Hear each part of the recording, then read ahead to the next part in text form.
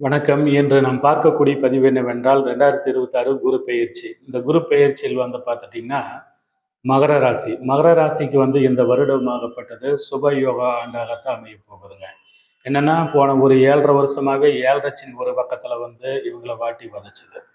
போன ஒரு வருஷமாவே குரு பகவான் 6ஆம் இடத்துல மறைஞ்சு இருந்து, இவங்களுக்கு வந்து மறைமுக எதிரிகள், நேரான எதிரிகள் அத்தனை பேர்த்தையும் சந்திக்கக்கூடிய ஒரு சூழ்நிலை எல்லாம் இந்த மகர ராசிக்கார நண்பர்களுக்கு இருந்திருக்கும். அப்போ இந்த மகர ராசிக்கார நண்பர்களுக்கு வந்து பார்த்துட்டிங்கன்னா, தொழிலில் வந்து ஒரு பணிச்சுமைகள், வேலை வாய்ப்புகள் அதிகமாக இருந்து சம்பளம் கம்மியாக இருந்திருக்கணும்.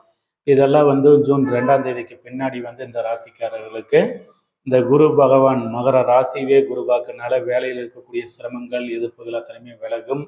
மறைமுக எதிரிகளும் நேரான எதிரிகளும் இவங்களுடைய தொல்லைகளும் நீங்குங்க. 2வது போன ஒரு 2 வருஷமாகவே குடும்பச்சனி, தனச்சனி இருந்தது. குடும்பத்தில் வந்து அரண்மனை வீடாக இருந்தாலும் வெறும் மனவாசலாகக்கூடிய சூழ்நிலை எல்லாம் போன 2 வருஷமாகவே மகர ராசிக்கார நண்பர்களுக்கு இருந்திருக்கணும்.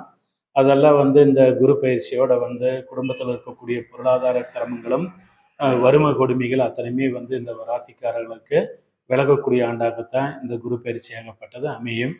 திருமணத்தை எதிர்பார்க்கக்கூடிய திருமண வயதை எதிர்பார்க்கக்கூடிய ராசிக்காரர்களுக்கு இந்த வருடம் வந்து மகர ராசிக்காரர்களுக்கு திருமண காரியங்கள் நடக்கக்கூடிய ஒரு யோகமான ஆண்டாகத்தான் இந்த வருஷம் அமைய போகுது.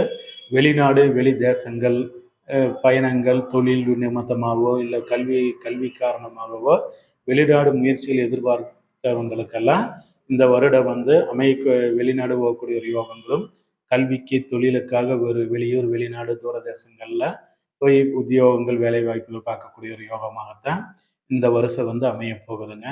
குரு பயிற்சி ஆகப்பட்டது மகர ராசிக்கு வந்து பார்த்துட்டிங்கன்னா வந்து 100%லிருந்து 80% நல்லது செய்யக்கூடிய ஒரு ஆண்டாகத்தான் இந்த வருடம் வந்து அமைய போகுதுங்க.